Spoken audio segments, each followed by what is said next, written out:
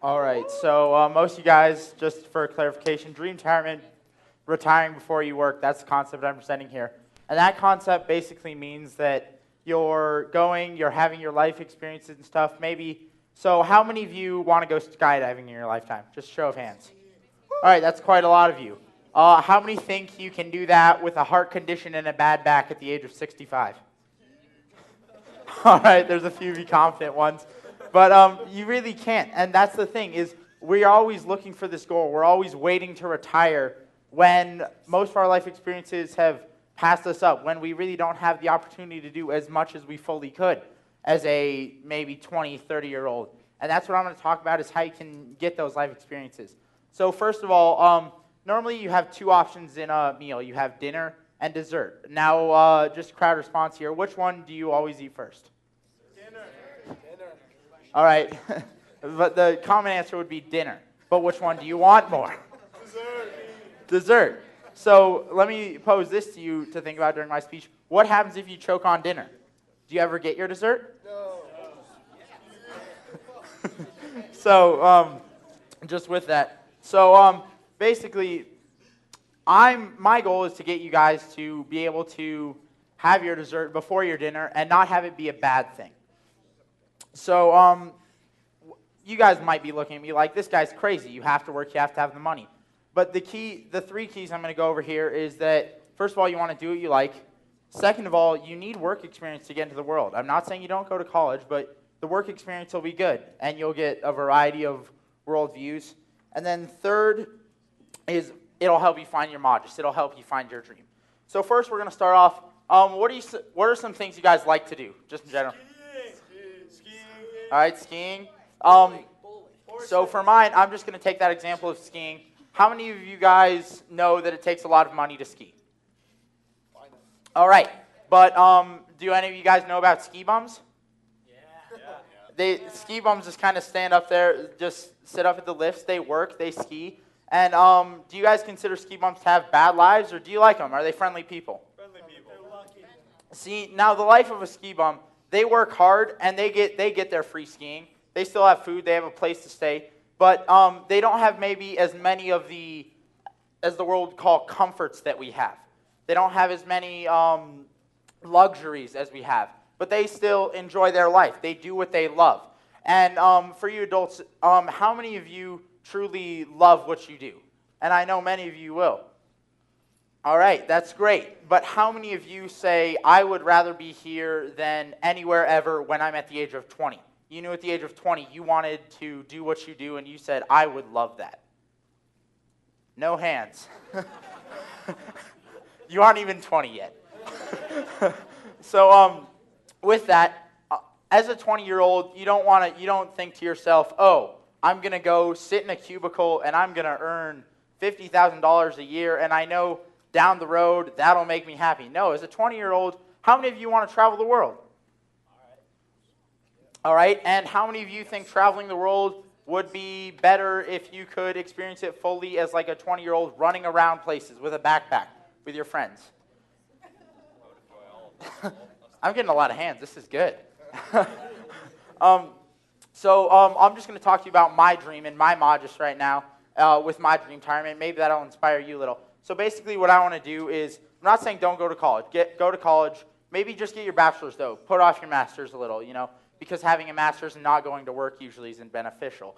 But then go out and do some small work experiences. I know over the summer when I went to visit my cousins in Croatia and Serbia, I just got a little job in the embassy, just doing filing and stuff, not big pay, but it was able to pay for food and accommodations, and just enjoy the place you're in. And by enjoying that place, you'll be able to meet the people, you'll be able to experience the culture better. And I feel like that's where people get the wrong perception of Americans. We go there and we don't want to experience the people, we want to experience the place. And I'm telling you that if you really want to learn what this world is about, and how to find yourself, you need to experience the people. You need to experience the culture. So what I want to do is I want to travel around the world doing maybe menial jobs, like maybe spend 3 months in Greece working for a fishing company, and then go over to go up to Iceland and maybe do some work in I don't know, snow studying or just be a field hand in research and do some menial jobs like that. But what it is you can pay for what you need. How many of you guys think you need an iPod? All right, a couple. How many of you guys think we need food? How many of you guys think on $30,000 a year you could provide food and lodging for yourself, but maybe not super plumbing and super heated toilet seats? But how many of you could survive on $30,000, $40,000 a year? See, and you definitely can. And that's what I'm talking about. You can, and the world doesn't like this perception of me. They think, in fact, I have a timer on me right now, like how long I'm able to go. The world says you have a certain time limit, and once that timer runs out, you need to get right into the workforce. How many of you think right after college you're supposed to go get a job because that's what you do? Adults, you agree after your kid goes to college, he goes right to a job. He or she goes right to a job. That's what they should do. All right. Thank you for being honest there. So what I'm saying is the world doesn't know who you are, and how many of you know who you are right now? You know exactly what you want to be the rest of your life. All right, what do you want to be the rest of your life, Dugan? I thought it was like a rhetorical question. I did not say raise your hand. But okay. So getting back on track here. So another thing. Somebody else yell out what you like doing. What? Science. Novelist. So you need a little training and stuff, but writing really comes from in you, as I think we've seen today with many people. And you can write without sitting in a cubicle for 8 hours a day. You can write without enjoying yourself. And then, just for the parents' sake here, I'm going to bring in, after you're about 30 and you're spending stuff, you can go back to college, get that master's. You can go into the real workforce. But at that point, you'll know what you want to do. But there is the possibility that you continue this journey. You take this journey and you continue for the rest of your life. And you're a 50-year-old man working for a fishing company in Greece, just enjoying life. And that's what I'm trying to say is you don't have to stick with the world's expectations of what you should do. I mean, there's always the possibility. How many of you before this speech thought, I have to work before I retire and travel? See, so there's a bunch of people that said, oh, and you see, that's where I struggle is we find an end only through the beginning. And so the goal of working is to stop working. And that's what I disagree with. I think the goal of working is to get to achieve your dreams. Everybody said, if I were to ask an adult, what's the goal of working? I asked my mom this the other day. She said, oh, well, that's to retire. Well, why is the goal of working to stop working? That just seems like it doubles back on itself. I mean, why are you working in the first place if you want to stop working?